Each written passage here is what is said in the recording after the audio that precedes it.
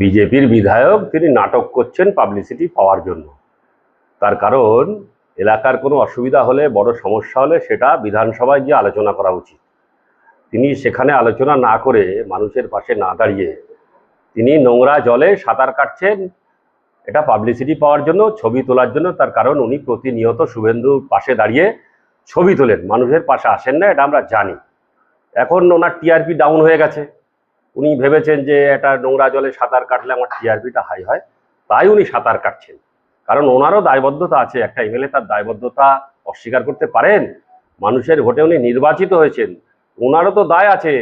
উনি যে এমএলএ ফান্ডের টাকা পান, সেই টাকা দিয়ে ওনারও তো উন্নয়নের কাজ করা দরকার। এই প্রশ্নটা আপনাদের চ্যানেলের মাধ্যমে আমি করলাম।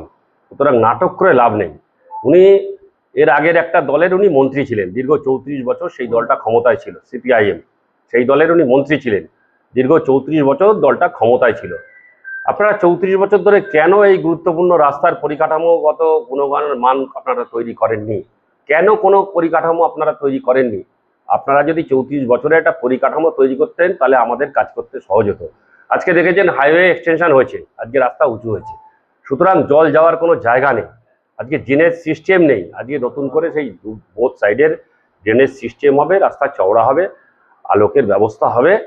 শুভঙ্কর সিংহ যিশু তিনি প্রতিনিয়ত মন্ত্রীর সঙ্গে যোগাযোগ করেছেন। আমরা পুলক রায় পিডব্লিউডি মিনিস্টার, তার কাছেও গেছিলাম, আমরা ফিরাদ হাকিমের কাছেও গেছি, আমরা প্রদীপ মজুমদার আমাদের যেটা পঞ্চায়েত ও গ্রামোন্নয়ন দপ্তরের মন্ত্রী, তার কাছেও গেছি। আমরা সেখানে দৌড়দৌড়ি করেছি, তাদের কাছে আমরা আশ্বাস পেয়েছি। আশা রাখছি আগামী পুজো শেষ হয়ে গেলেই আশা রাখছি এই কাজটা শুরু হবে। এখন যেহেতু একটা বিপর্যয় চলছে, একটা ঐতিহাসিক, মানে আপনারা জানেন সমস্ত ইতিহাসটাকে ব্রেক করে যে বৃষ্টি হয়েছে, এটা সর্বকালীন রেকর্ড হয়ে গেছে। সুতরাং এই বৃষ্টি তো সমস্ত জায়গায় কোলাপস হয়ে গেছে, চাকদাও তার ব্যতিক্রম নয়। তবুও আমরা যেহেতু একটা দায়িত্বপূর্ণ জায়গায় রয়েছি, আমাদের নিশ্চয়ই দায় আছে। আমরা সেই দায় থেকে চেষ্টা করছি। এর আগে রিপেয়ারিং হয়েছে, বর্ষার মধ্যে তো বড় কাজ করা যাবে না। সুতরাং আশাবাদী আমরা যে পুজোর পরে এই রাস্তার কাজ শুরু হবে। কেন এত চিন্তা করছো বলো তো? সামনেই মেয়ের বিয়ের এত খরচ, সোনার দাম দেখেছো? নিউ মথুরা প্রসাদ জুয়েলার্সে একদম পেপারের দরে সোনার গহনা পাওয়া যায়, আর মজুরি একদম আমাদের সাধ্যের মধ্যে। তাই তবে চলো আজই যাই। বিয়ে বা যে কোনো অনুষ্ঠানে সোনার গহনা মানে নিউ মথুরা প্রসাদ জুয়েলার্স। এখানে কাগজের দরে ও অতি কম মজুরিতে সোনার গহনা পাওয়া যায়। নিউ মথুরা প্রসাদ জুয়েলার্স, কাঁচরাপাড়া। আপনি বিধায়ক ফান্ডের কথা আপনারা নিছকই একটা শুনুন, দুজনের ছলের অভাব হয় না, জানেন তো। ওনার যদি সদিচ্ছা থাকতেন তো ড্রেনেজ ব্যবস্থাটা করতে পারতেন। 60 লক্ষ টাকা ড্রেন হয় না, সব গল্প বলে লাভ আছে। 60 লক্ষ টাকা ড্রেন হয় না, উনি একটা ড্রেন করেছেন। আর উনি কিচ্ছু করেন না, শুধু বলেন যে আমায় কাজ করতে দিচ্ছে না, আমায় কাজ করতে দিচ্ছে না। আপনি দেখান উনি কোথায় প্রপোজাল আমার পঞ্চায়েত সমিতিতে দিয়েছে। উনি বলুক, একটা কাগজ নিয়ে উনি বলুক যে এই প্রপোজালটা পঞ্চায়েত সমিতি দিয়েছি, তারা মান্যতা দেয়, বলুক। ক্যামেরার সামনে, অন ক্যামেরায় তো আমি বলছি আপনাদের সামনে, দেখেন খতিয়ান তুলে ধরবে। খতিয়ান তুলে ধরুক না, আমরা তো চাই, আমরা তো খতিয়ান তুলে ধরবো। খতিয়ান তো আমাদের কাছেও আছে। ওইসব পাবলিসিটি, সস্তার পাবলিসিটি করে লাভ নেই। মানুষের পাশে থাকতে হবে, মানুষের কথা বলতে হবে, মানুষের উন্নয়ন করতে হবে। আজকে আমরা সবসময় মানুষের পাশে আছি, এটা সবাই জানে। তার কারণ মানুষের যা উন্নয়ন হয়েছে, অর্থনৈতিক উন্নয়ন থেকে শুরু করে আজকে এলাকার উন্নয়ন মমতা বন্দ্যোপাধ্যায় করেছে। আজকে গ্রামের যে সংখ্যা ছিল, আজকে কাঁচা রাস্তা, আজকে সমস্ত রাস্তা পাকা হয়েছে, আজকে আলোকের ব্যবস্থা হয়েছে, আজকে মানুষের অর্থনৈতিক স্বাচ্ছন্দ্য এসছে। সুতরাং উন্নয়ন আমরা করছি। এটা একটা বড় ডিজাস্টার। সুতরাং ডিজাস্টার যখন হয় তখন সময় দিতে হয় মানুষকে। সুতরাং না না, সে ওনারা বলতেই পারেন। এই জলটা মনে হচ্ছে ভারতবর্ষের কোনোদিনই জন্মায়নি, এই প্রথম জল জমেছে।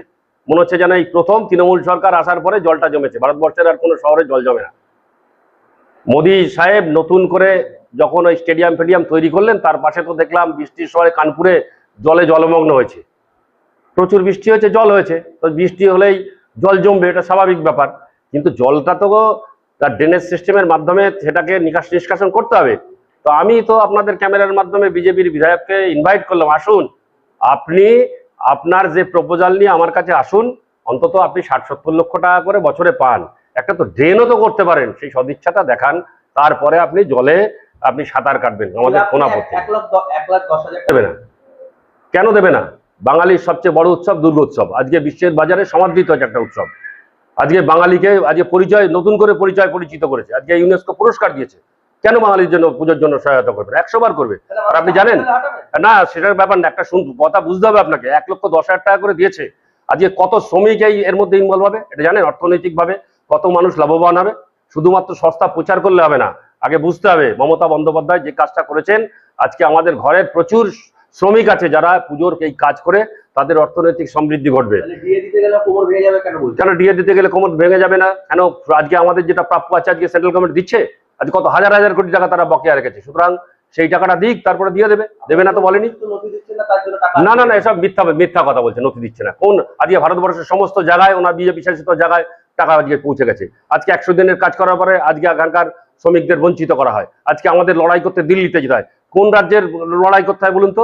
আজকে বাংলা ভাষায় কথা বললে আজকে বাঙালিদের হেনস্থ করা হচ্ছে, আজকে বাঙালিদের প্রতিনিয়ত অপমান করা হচ্ছে বিজেপি শাসিত জায়গায়। যেখানে আজকে বাঙালি যাচ্ছে বিজেপি শাসিত জায়গায়, সেখানে আজকে তাদেরকে অপমান করা হচ্ছে। বাংলা ভাষা বললেই তাদের মারধর করা হচ্ছে, বলছে দেখি বাংলা ভাষায় তার নাকি আমরা নাকি বিদেশি। এই যন্ত্রণা থেকে মুক্তি পাবে না? না, নিশ্চয়ই পাবে। মমতা বন্দ্যোপাধ্যায় যতদিন আছে, আপনি শুনে রাখুন, আজকে যখন বিদেশিদের বিরুদ্ধে বাঙালিরাই মাথা উঁচু করে লড়াই করেছিল, সবচেয়ে বেশি আজকে বলিদান বাঙালিদের আছে। আগামী দিনেও আমরা বুঝিয়ে দেবো বাঙালি জাতি তাদের যে আত্মাভিমান আছে, সবাইকে একত্রিত করে ওই বিজেপির এগেইনস্টে লড়াই করে আমরা বুঝিয়ে দেবো। 26-এ বিদায় দেবো, 6 মাসের মধ্যে রাস্তা উন্নয়ন করবে। আরে বিধায়ক বিদায় নেবে 26-এ, আমি বলে দিলাম আপনার ক্যামেরার সামনে, বিধায়ক বিদায় নেবে। আপনি শুনে রাখুন, 50-এর বেশি আসন ওরা পাবে না। যারা বাংলা ভালোবাসে না, বাঙালিকে ভালোবাসে না, কেবলমাত্র ভোটে জেতার জন্য পরিযায়ী শ্রমিক হয়ে সেখানে চলে আসেন ভোটের আগে, বাংলার মানুষ সেটা মানে না কখনো। বাংলার মানুষ মমতা বন্দ্যোপাধ্যায়কে বিশ্বাস করে, মমতা বন্দ্যোপাধ্যায়ের উন্নয়নকে তারা বিশ্বাস করে। সুতরাং আগামী যে 26-এর নির্বাচন, সেই নির্বাচনে মমতা বন্দ্যোপাধ্যায় 250 থেকে বেশি সিট পেয়ে জয়যুক্ত হবে। আপনি লিখে রাখুন। আপনার নাম? আমি অশোক কুমার মণ্ডল, সভাপতি, চাকদা পঞ্চায়েত।